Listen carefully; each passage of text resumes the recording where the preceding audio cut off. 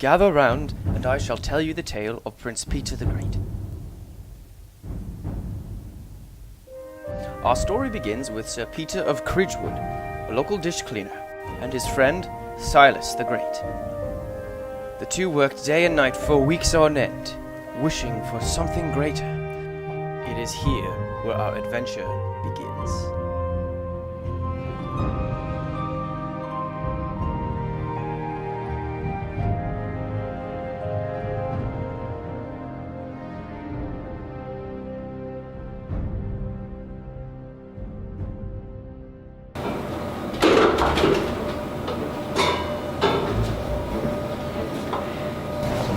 You know, Peetah, I really hate the dish pit. Me too, man. Day number 42, and I still haven't gotten a single one off. You know, this is my 4,632nd bowl I've washed since day one. Yeah, man, this sun butter is so annoying. Maybe one day I'll become prince and can change that. How funny it would be if somebody just came through the door and said, "Peetah, you're the new prince." You know how funny that would be? That'd be super weird. Who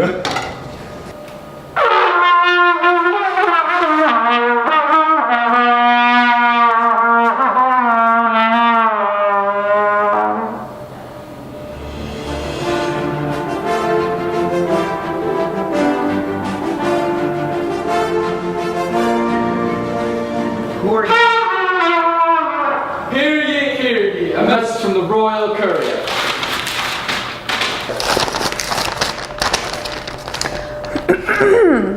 Peetah of Cridgewood, you have been summoned to the royal courts as a personal guest of the king.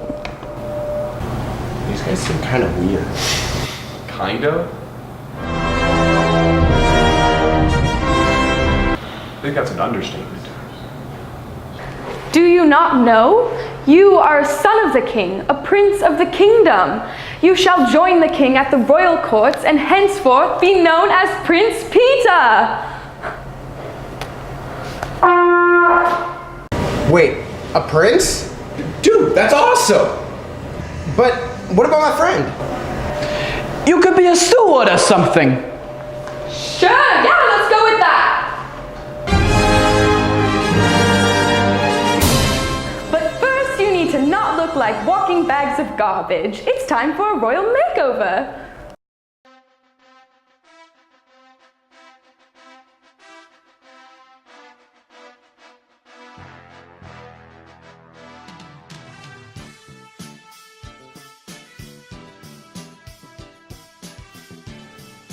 Peetah and Silas thought they looked magnificent, great, as if they had been royal for their entire life.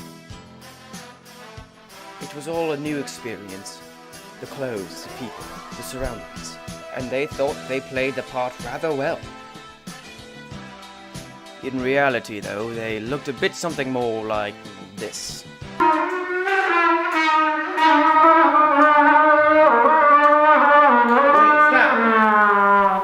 Where are we going? Oh, the royal court. Oh.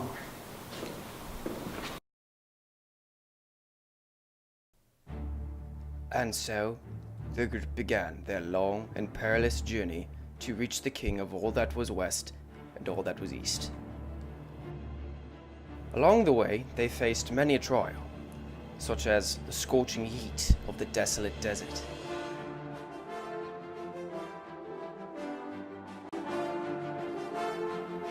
And who could forget crossing the rickety ruins of the old Cambridge Town Bridge?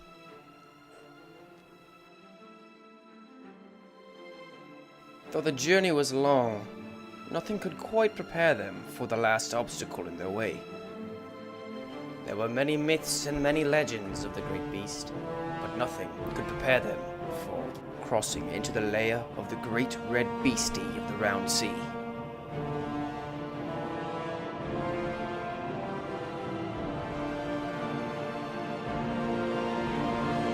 Despite these obstacles, Peetah and his friends eventually arrived to the great bastion of the king, where his next step of the journey began.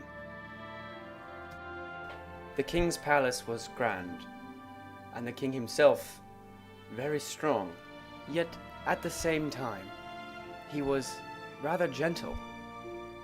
Upon arriving, Peetah could tell the king was very wise. It wasn't long until the king told Peetah of his role as a prince and the great responsibility that came with it.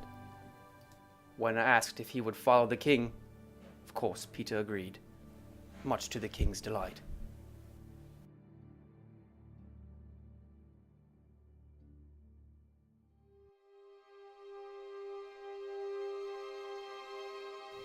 Peetah followed the king into the wilderness, where the king told him he would learn how to be a prince and follow his ways.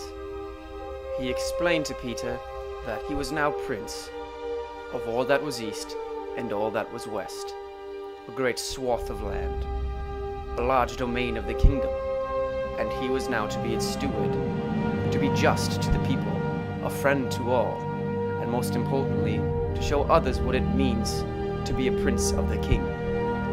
Peetah would soon find out this is much harder than it sounds.